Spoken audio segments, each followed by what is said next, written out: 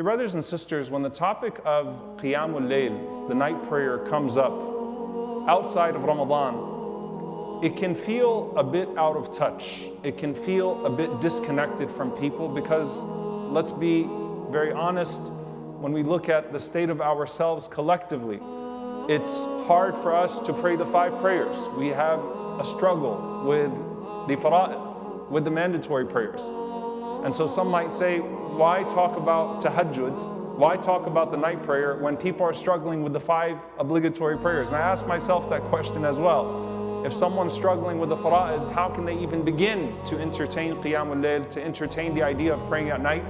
And Ramadan is of course an exception. You find people that, just like people fast Ramadan, that struggle with other obligations in the deen, and we ask Allah to make Ramadan, the fasting of Ramadan, a means for them to fulfill the other obligations.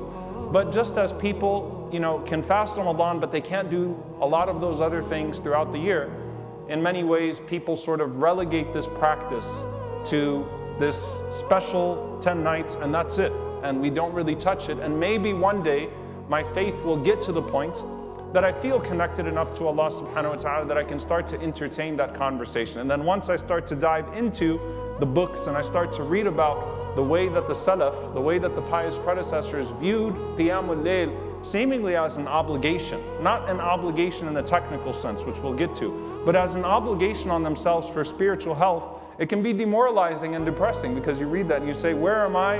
And these people who would blame themselves so much for missing one night of Qiyamul Layl, and I don't remember the last time that I prayed a meaningful night. Foremost, when you talk about coming close to Allah subhanahu wa ta'ala, you can't prioritize the nawafil over the fara'id. You can't prioritize the voluntary deeds over the obligatory deeds.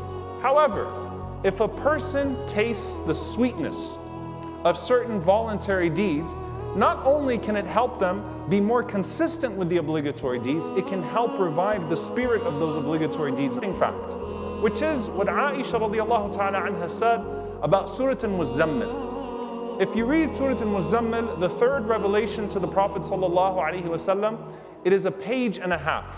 The second half is one ayah. And Aisha radiallahu ta'ala anha says that Allah withheld the second part of Al-Muzammil for an entire year from us. Meaning what? When Allah first revealed to us, Ya ayyuha al-Muzammil, qum al-layla illa qalila, nisfahu aw inqus minhu qalila, aw zid alayhi wa rattil al-Qur'ana tartila.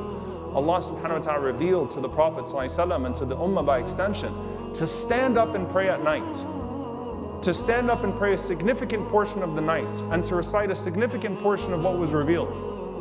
Aisha radiallahu anha said, for a year, the obligation upon us was Qiyamul Layl. Meaning Qiyamul Layl, the night prayer, was an obligation on the Ummah for an entire year before the obligation of the 5 prayers came later on. Similar to how we have ayyam and ma'dudat, some days that were obligatory for fasting.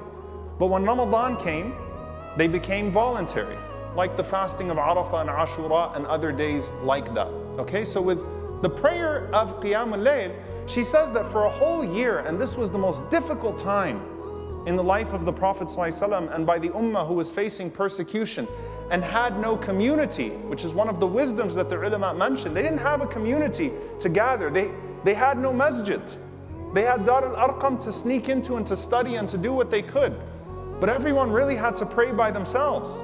For a whole year, she said, we all prayed until our feet would swell. And then Allah subhanahu wa ta'ala revealed the second part of it, which rendered the night prayer voluntary, but the Prophet ﷺ still maintained the habits.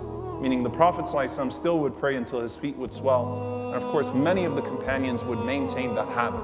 And there was a wisdom to that when you are struggling, this practice is not just a means of giving you great perspective and great connection to your Lord, but it also provides a unique level of relief, of of stress and anxiety. And that's something that's very unique about this particular habit, this particular good deed. When you read about it, the way that the companions and the Salaf and the pious predecessors speak about this act in particular as being one that removes stress. You stand up at night You have a direct connection to your Lord. It's quiet. You don't have a meeting coming up, right? You can create the scene, set the scene. The kids are most likely sleeping. They should be sleeping at that time. It's just you and Allah subhanahu wa ta'ala. The rules of Qiyamul Layl are not as rigid. And I don't say that in a negative way, but with the maktuba, with the mandatory prayers, there are certain things you can and can't do, but with the qiyam, you can spend the whole night with 1 or 2 ayat. You can allocate certain time to your sajda, certain time to your standing up. It's a moment of joy. And when the scholars spoke about it, that's what they say. And it's very interesting because just like with fasting, you know, you always start reading about these studies to try to make you feel better about your faith. And you don't need to, right? The benefits of fasting. It feels good, right? When you hear about the physical benefits and things of that sort as well. Basically, these studies confirming what you already have been acting upon because it was prescribed by your Lord. And so you read these studies about mindfulness meditation. 20 minutes a day. 20, 25 minutes a day. But don't do it all at one time.